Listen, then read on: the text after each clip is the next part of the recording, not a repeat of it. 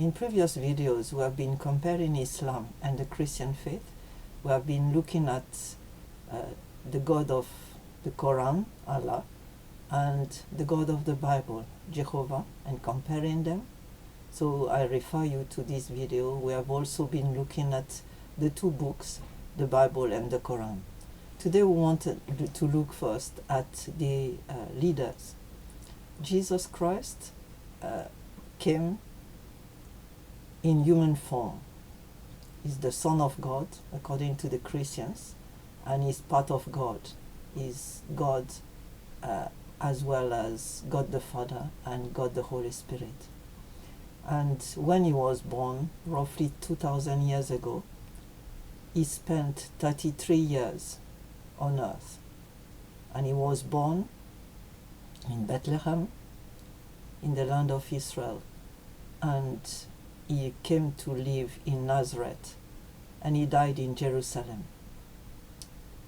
And after that, he was raised from the dead and then ascended into heaven.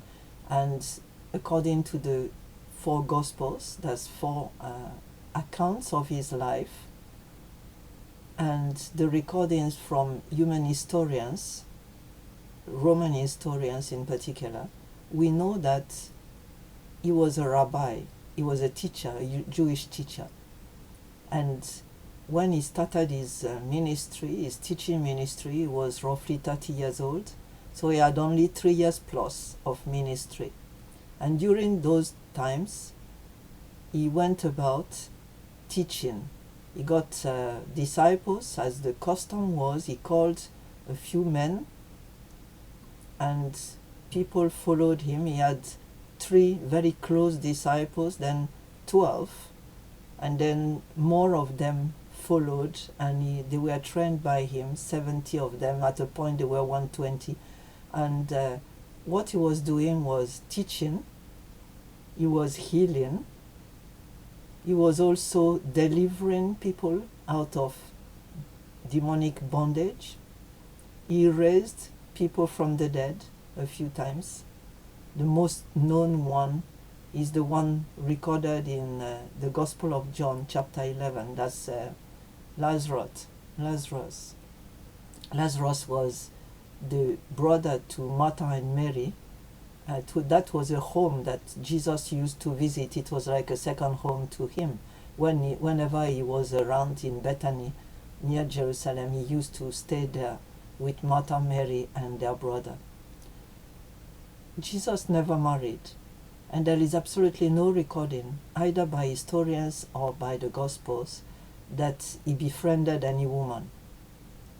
But there were women among his disciples. Few of them, but they were not the close ones. All the close disciples to Jesus were men, and that was the normal thing at the time. So Jesus never married, he never got children, and anything you hear to the contrary is just pure invention, mostly from Hollywood. Now we compare that to Mohammed. Mohammed, the prophet of Islam, was born in 569. He started preaching in 610 after what he called a revelation from an angel. And his preaching was first badly received. In fact, at a point he was even stoned. And he had a lot of difficulties. He made his first converts, 70 of them, in 622, and then began preaching, but his preaching was mostly supported by wars and battles. He fought a lot. It was a man of war.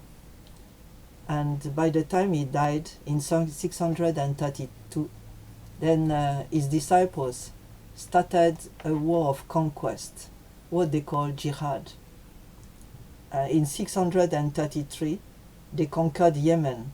638, Jerusalem. Jerusalem, you remember, was empty because the Jews had been taken away. So their land was lying fallow, and the disciples of Muhammad came and took over the place. In 644, they conquered Iran and Syria. 656, Egypt.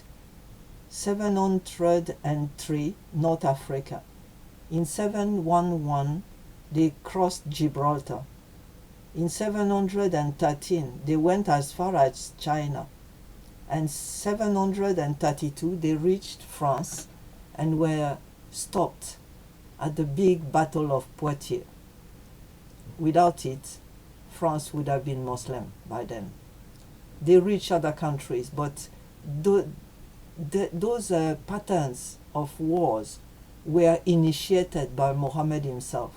So Mohammed was a man of war, very much unlike Jesus, that never fought any battle. Another thing to remember is that Mohammed himself married several wives. His wife Aisha was married to him when she was 6, and he consummated the marriage when she was 9. But he had several other wives. He had 9 women. And his story is, and the atmosphere that is created by the Koran about women is about lust, forced marriages, concubines, slavery and rape, severe punishment, seclusions, wife beating and divorce. And we know that the Quran encourages men to use women. They are told that Muslims are told that you can repudiate them, you can marry up to 4 of them, but you can also have concubines and slaves by the side. And boys are valued 2 times more than girls. A girl is only half of the value of a boy in terms of sharing and testimony and everything about it. And men are encouraged to treat their wives as a plow, just using them to have sex and produce children. And they are told that they are allowed to beat them if they prove not to do exactly what they want. They can lock them in. So the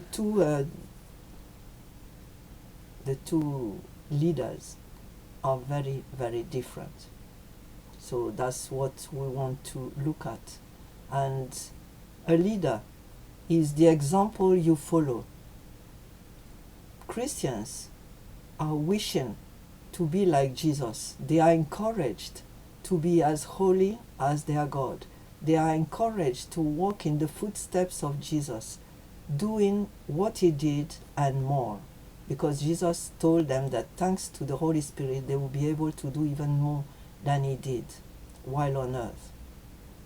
Now, Muslims are adoring their prophet, clearly. And as you know that, because if you try to insult him or say anything about him that is not really nice, then they will look for you and they will not wish you well. We know that French cartoonists that portrayed Mohammed paid with their life. So the 2 leaders are completely different, and it's up to you to decide which one you really feel like emulating.